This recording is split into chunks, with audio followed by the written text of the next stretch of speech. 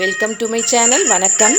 நீங்கள் இப்போ பார்த்துட்ருக்கிற கப்புங்க எல்லாமே 25 வருஷத்துக்கு முன்னாடி எங்கள் 2 மாமாவங்களும் கிரிக்கெட்டில் விளையாடி ஜெயித்த கப்புங்க.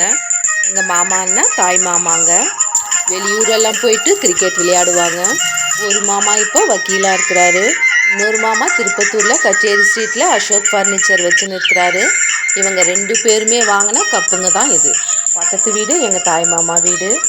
நடுவில் நாங்கள் வீடு கட்டின்னு இருக்கிறோம். இந்த பக்கத்தில் எங்கள் அம்மா வீடு. நாங்கள் சொந்தக்காரங்க எல்லாமே பக்கத்துலேயே இருக்கிறோம்.